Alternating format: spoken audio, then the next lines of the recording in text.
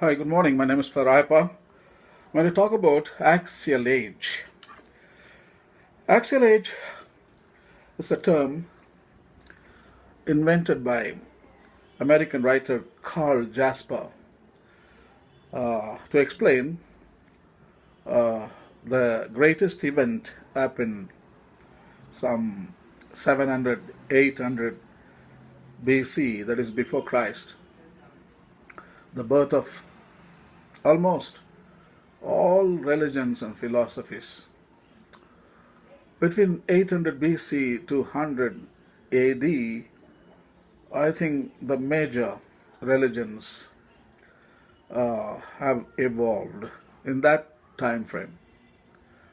Hinduism, Buddhism, Jainism, Zoroastrianism, and Hebrew Bible. Prophets like Jeremiah, Amos, Hosea, and even in Greece, Pythagoras, Aristotle, Plato, all these great people, and almost ending with Jesus Christ, the Christianity. Even in China, Confucianism, in Japan, Shintoism, Taoism, all these religions appeared in that time frame. That's what Carl Jasper is calling axial age. I think we are in the second axial age. That is what I think, and also the famous author Karen Armstrong, the British writer and expert on Islam, expert on all religions, I would say. She's the best writer, thinker, and she also thinks that we are living in a second axial age. So, 2,800 years back, we are talking about the first axial age.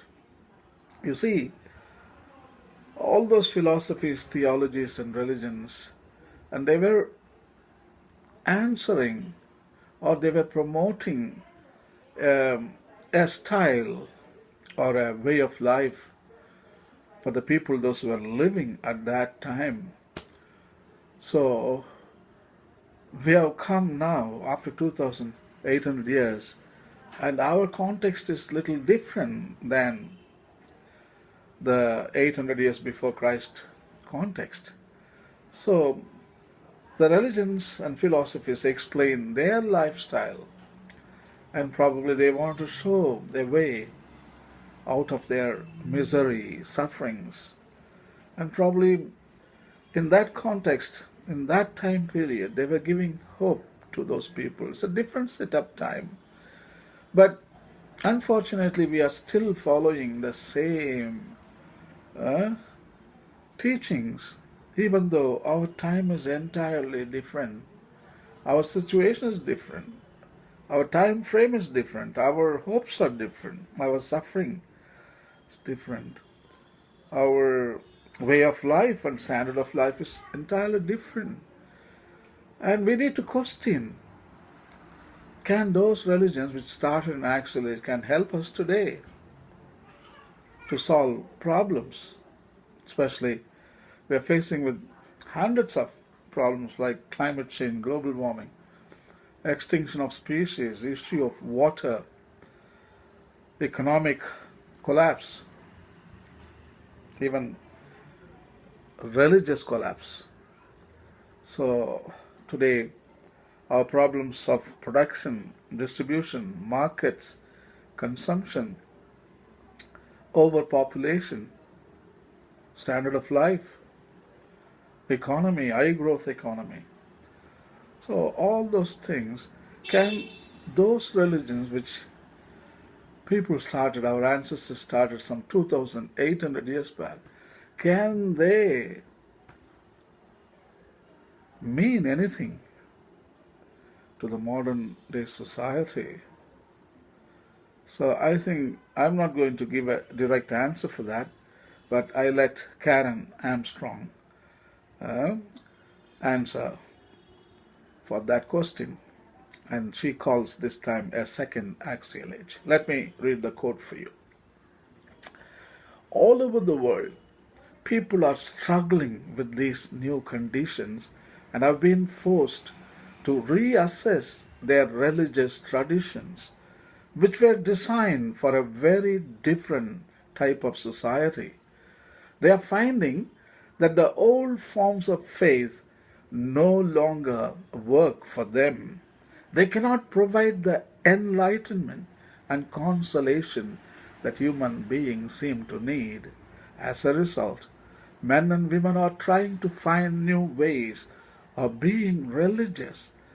Like the reformers and prophets of the first axial age, they are attempting to build upon the insights of the past in a way that will take human beings forward into a new world they have created for themselves. So it's a brilliant, brilliant quote. I love this quote. I think we need to invent not a new religion, a new spirituality. Everybody needs spirituality, isn't it?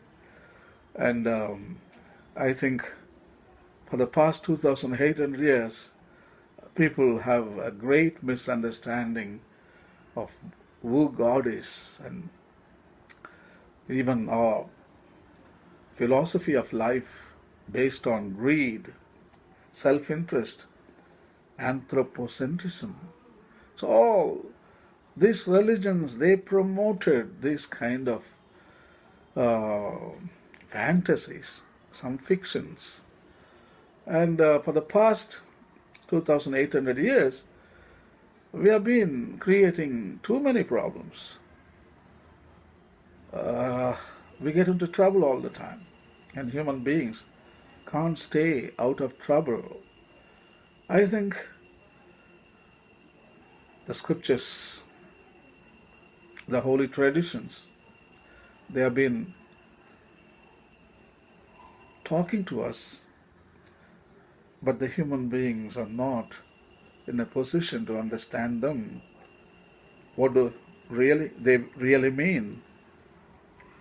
And most of the theologies and dogmas are misinterpretation of those holy texts.